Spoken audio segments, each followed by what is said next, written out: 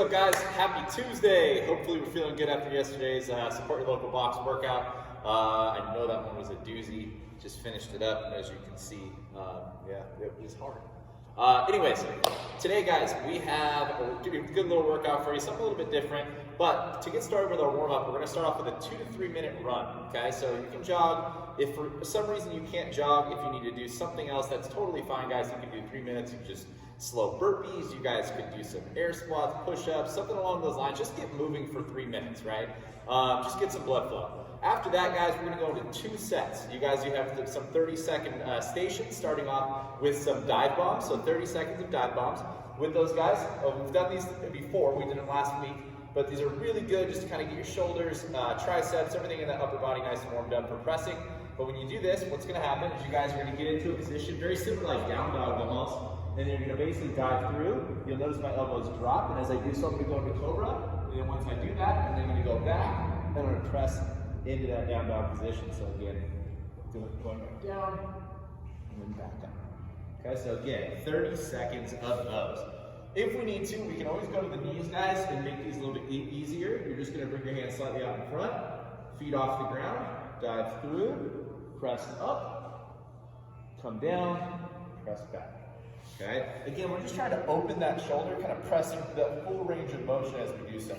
After that, guys, you're going to go into 30 seconds of alternating lunges. I want these to be forward stepping lunges, so you guys are going to step forward, drop knee down, keep the chest nice and tall, knee tracking over the foot, and then drive back up with that chest nice and tall, alternating through for 30 seconds.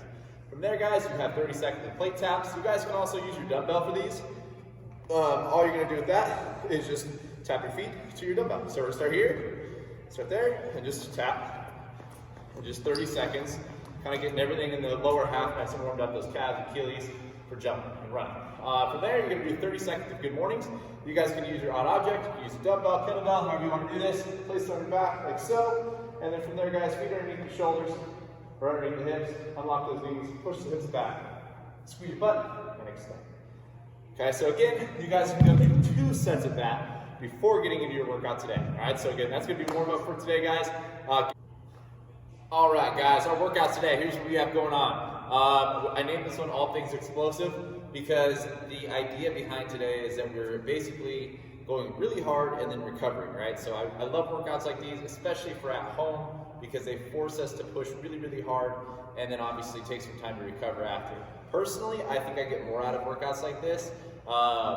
And you do too, honestly. Even after you get done with workouts like these that are really like high intensity, you burn more calories even after you're done working out. So just a heads up on that. These are better for fat burn. Okay. But anyways, workout today, you guys have some intervals. The way it's going to work is you have 3 rounds at 3 different stations. So you can think of this as 9 rounds. You can think of this as 3 different workouts, however you want to do it. But the first one, guys, is going to be, you're going to work through 3 rounds. The first movement is going to be max effort clapping push-ups, followed up by 1 minute of max effort double unders, okay? 2 things on this.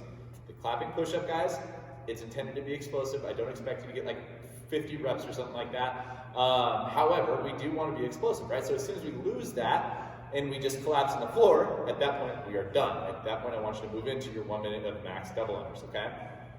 So you don't really need to look at the clock for the max effort set of push-ups. You just need to keep an eye on the clock for your jump rope.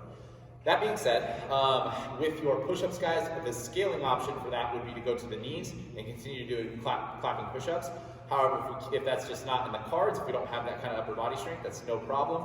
I just want you guys to focus on driving up explosively, okay? So, the push-up, guys, the clapping push-up, you would be here, hands just underneath the shoulders, driving down to the bottom, hips and chest hit the ground at the same time, drive up explosively, clap, back into it, okay? As you land, guys, try to think about keeping those hands in the same spot for each and every rep. Now again, guys, if we're gonna scale that, we'll do those on the knees. Same concept, feet off the ground, drive up, clap, back down, okay? Like I said though, if we don't have the ability to do that, or maybe like you have the strength, but maybe not the stability to come down and control yourself, at that point in time, I just want you to be here, control down, drive up, explosively, okay? Try to do it as quickly as possible. With our jump rope, guys, obviously if we have a jump rope, I want you guys to try to do double unders.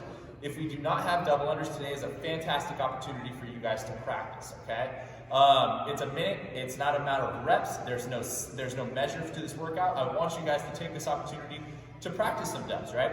So if we're at that point where we can kind of hit a few, let's spend maybe 30 seconds practicing those double unders, and then for that last 30, I just want an all-out sprint with single unders, okay?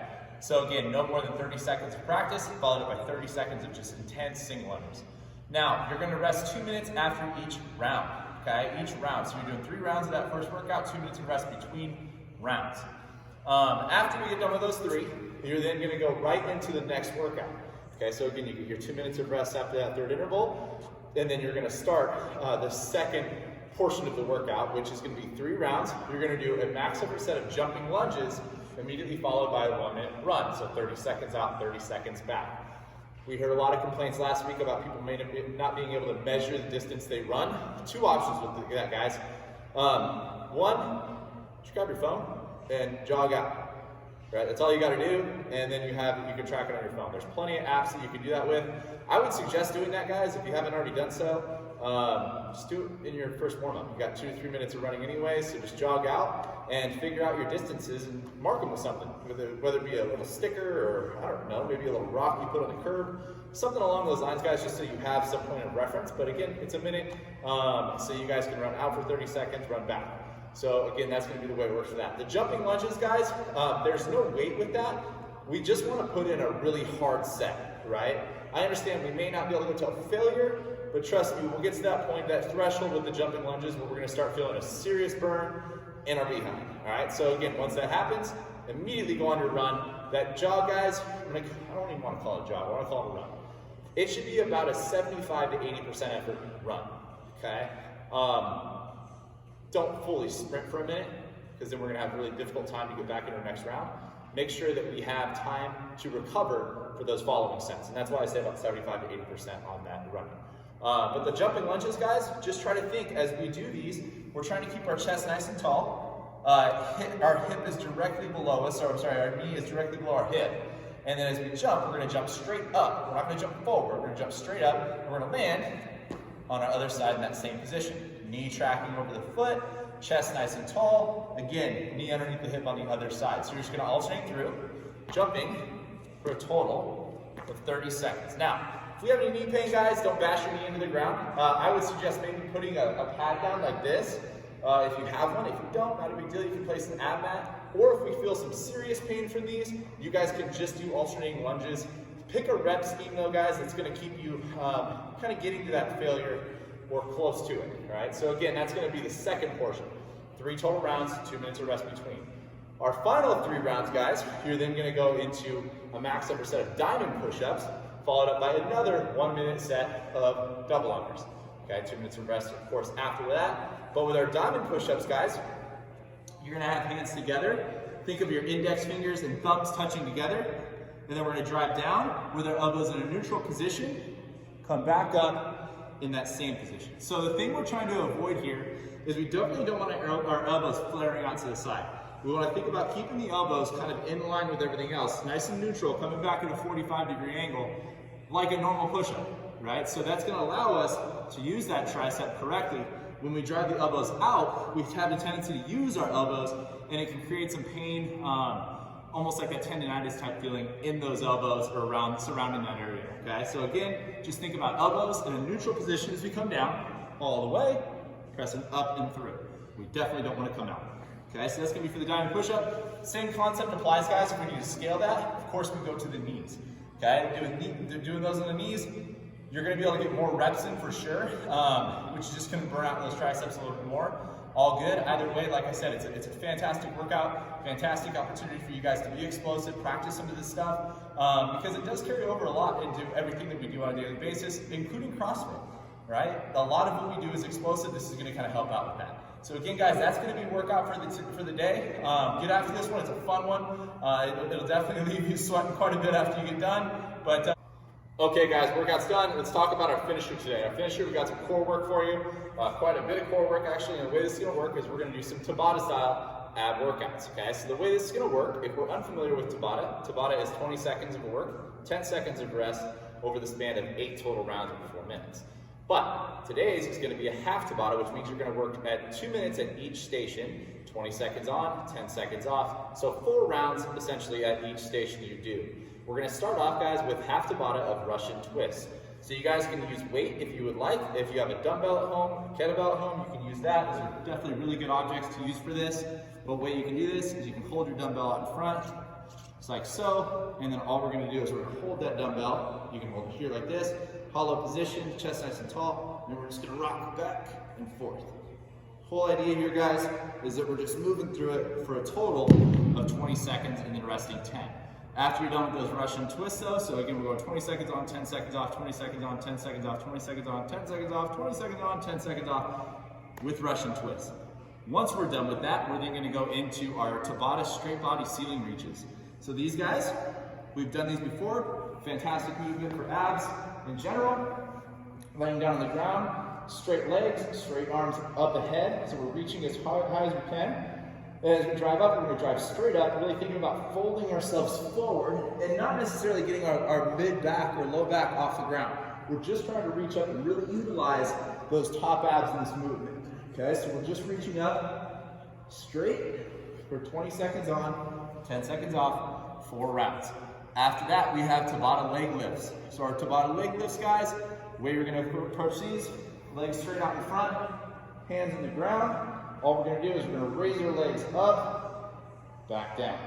Raise your legs up, back down. So again, this time we're going to work those lower abs a little bit more in that leg lift position. If you guys have something to anchor yourself with, that's perfectly acceptable. You can even utilize a dumbbell or something like that on the back, bring it overhead, interlock those hands, or if we have a barbell handy, that works too, or anything we can grab underneath a couch, whatever that may be. But you guys can just hold there, same concept. These are definitely a little bit different if you have those arms up and overhead, because it allows you to move through it a little bit easier. Obviously, you can kind of press off of that, but if you don't have anything, that's perfectly fine as well, guys. It's just a little bit harder. Now, after our leg lifts, guys, you're just gonna go on a half Tabata plank on your left side and then a half Tabata plank on your right. So just be sure, we're gonna rock. We get onto our elbow here. You're then going to drive the hips up, creating a nice straight line. And you're just gonna camp out in this position for, again, the 20 seconds on, 10 seconds off, 4 rounds. For that final one, you're just switching directions and on that right side for the final 2 minutes. That is gonna be the finisher for today, guys. As always, have fun with this stuff. This is a pretty long workout, long conditioning piece today, but it's a really good one. I'm excited to see how this one goes. Have some fun. We will see you guys tomorrow.